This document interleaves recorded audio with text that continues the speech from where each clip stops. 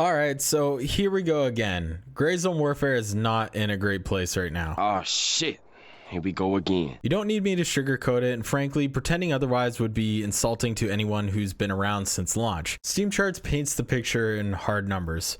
From launch, peaks of around 70,000 players online at once, down to under 2,000 on a good day. And it wasn't just a slow decline, this was falling off a cliff. You can feel it when you log in. Servers that used to pop instantly are suddenly sluggish to fill, and more often than not, you're loading into one where it feels like half the map is a ghost town. If you've been here before in other games, you know how this story usually ends. The community thins out, matchmaking gets slower, and before you know it, the game is either on life support or quietly shutting down. And here's why this has me so skeptical. Multiplayer shooters almost never recover once the numbers nosedive. History isn't kind in this department. We've seen this play out in games like World War III and The Cycle Frontier, games that had some serious promise, got a burst of attention at launch, but then failed to hold players through slow updates or mismanaged expectations. Once that momentum slips, crawling it back is brutal. Gray Zone Warfare's problem doesn't exist in a vacuum either. It's a niche tactical sandbox shooter with slower pacing than your average military first-person shooter, which already limits its potential audience. That niche appeal is great for the diehards, but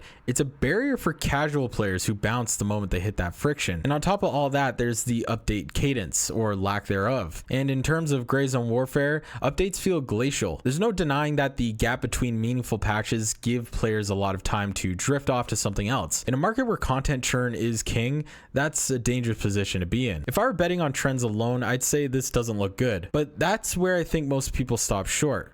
This might be one of those rare situations where the obvious trajectory isn't the full story. It's kind of interesting with Gray Zone Warfare because their release wasn't the first time they went viral. I heard somewhere that they had over 1.5 million copies sold when the game came out, and that is a huge number, especially considering this game is in early access. The second time it went viral was their Winds of War update only a few months ago. This promised features of PvP and new and improved missions as well as squad tasking, and brought in a cornucopia of bug fixes and quality of life changes. Going viral once is already a huge feat, but making it happen twice is something that almost never happens with a video game. And here's where things get interesting. Gray Zone Warfare has something that those failed titles I mentioned didn't. A foundation that's not only different, but built for a long-term evolution. That might sound like empty optimism, so let me back it up with actual facts. I'm not just talking about potential in the vague, wishful sense. I'm talking about concrete decisions, roadmap items, and developer behaviors that point to a game being sculpted for the future rather than just for the moment. If you look at their official roadmap, the one they've laid out publicly on their website, it's not the usual half-hearted quality of life bullet points you see in dying games. This is actual structural growth. And then there's Ground Zero, the thing that sticks out like an ugly toe in the middle of the map. Right now, it's a sealed off area hidden behind deadly radiation they haven't even built the assets for yet. When it finally opens, it's supposed to be the ultimate endgame zone. High risk, high reward. We're talking environmental hazards layered on top of the most dangerous AI in the game, with loot pools that make the risk actually worth it. But more than that, it's tied to the main story arc of Lemang. The devs have been clear. Ground Zero isn't just another hotspot. It's where the whole narrative and faction conflict starts to pay off. Outside of those regions, the roadmap indicates significant optimization overhauls to make the game run smoother, smarter AI that actually adapts to player tactics, and mission diversity updates that move away from the simple fetch quest toward larger branching mission chains. None of these are flashy features you throw into a trailer just to chase new buyers. They're the kind of changes that deepen the core experience and give a game legs years after release. One of the clear signs of life in any game is how the developers respond to the community. And in Gray Zone Warfare's case, that feedback loop is actually working quite well. Take the NVG situation. When their nighttime update came and they added NVGs into the game, it was clear to see the developers are going for realism. But in the opinions of the wide player base, a little bit too much realism, which is a polite way of saying they were grainy, dim, and just a complete nightmare to use. It was authentic, sure, but it was not fun. The community called it out. The devs listened. Now the NVGs are far clearer and much more practical in the field. That's a quality of life change that fundamentally affects how night ops feels, and it actually makes it optional. It made it so people can't abuse the contrast option in the game. Or look how nights and weather evolved. Early on, nighttime was basically just slightly less bright daytime, and the weather was just constantly raining all the time. Players wanted something with real atmosphere, nights you actually had to prepare for, weather that could shift tactics right on the fly. The devs didn't just nod and move on, they darkened the nights, they made them oppressive and immersive and introduced more varied weather patterns. Fog that limits visibility, storms that change the soundscape.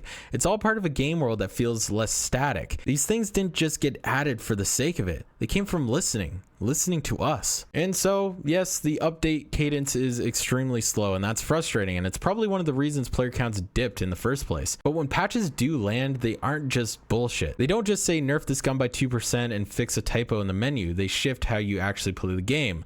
Look at the loot table overhaul in the last major update. Added a huge amount of POIs and missions, and are always working for the next big thing. You started seeing more variety in what you could build around. More incentive to explore and scavenge instead of just running the shortest path to the same gear. Most of the patches they're doing are an example of how they actually reshape the game, or are in service of how they're going to do that into the future. There's an argument to be made that it's better to have fewer, more meaningful updates than a flood of inconsequential ones. And while it's still frustrating to wait, at least that time isn't being wasted on filler. The other piece of the puzzle is that Gray Zone Warfare is one of the few shooters right now that doesn't force you into a predefined rhythm.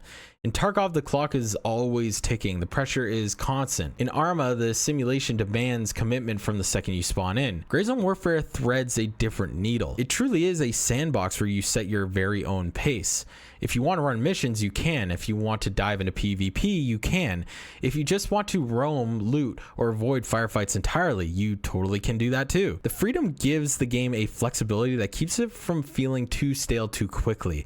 And because it's not forcing everyone into the same high pressure loop, you can have widely different experiences from one session to the next. That is the hook. There's the thing that could keep this game relevant even years down the line if the rest of the foundation holds. If you need obvious proof that a rough launch isn't the end, look at Escape from Tarkov. In its early years, Tarkov was an unstable mess. The sound system is still unreliable. Balance was non-existent, and the content pool was a fraction of what it is now. Plenty of people bailed early, and they definitely are now. But the devs keep iterating.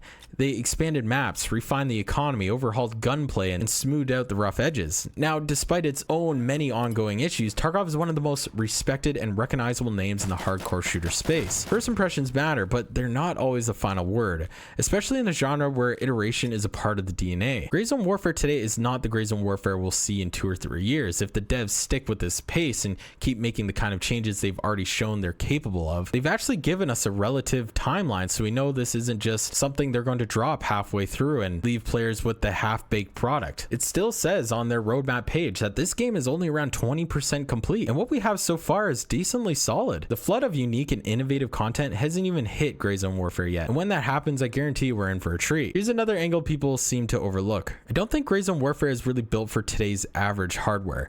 That's not ideal in the short term, obviously. It alienates players who can't run it smoothly, but it's a calculated bet. As optimization improves and mid-tier hardware catches up, the technical barriers will fall away. And when that happens, the game will suddenly feel like it arrived, even though the systems were already there. Now, that's not an excuse for poor performance now, but it's worth noting that they're building a game with the scale and ambition to outlast current limitations. Think about how many open world shooters you've seen that were clearly built small because they didn't want to gamble on hardware progression. This, I think, just isn't one of them. If they execute, that forward-thinking approach could become one of its biggest strengths. The player count drop for Gray Zone Warfare is real, and it's a major problem. The pace of updates is not winning over impatient players, and yes, it's a niche game with a steeper learning curve than Battlefield, but the signs of long-term health I really feel are there. The roadmap is not just filler, and Ground Zero could really reshape how we think about the whole map altogether. The developers have a proven record of listening and adapting to feedback in ways you can actually feel in the game. The updates, while slow, change the way you play rather than just tweaking around the edges. The sandbox structure makes it inherently more playable than a lot of its competitors, and we've seen enough examples, Tarkov being the prime one, to know that a shaky start doesn't have to define a game's future. Right now, Gray Zone Warfare feels like a definite work in progress, but that's exactly what it is. If you're frustrated, I totally get it. I am too. But if you're thinking of walking away entirely, I'd say keep it on your radar at least. Come back when that next big optimization patch hits. You might find the game you really wanted at launch is finally ready for you. And if they keep building out this foundation, we might be looking at a title that doesn't just survive, it sets the bar for what FPS sandboxes can be.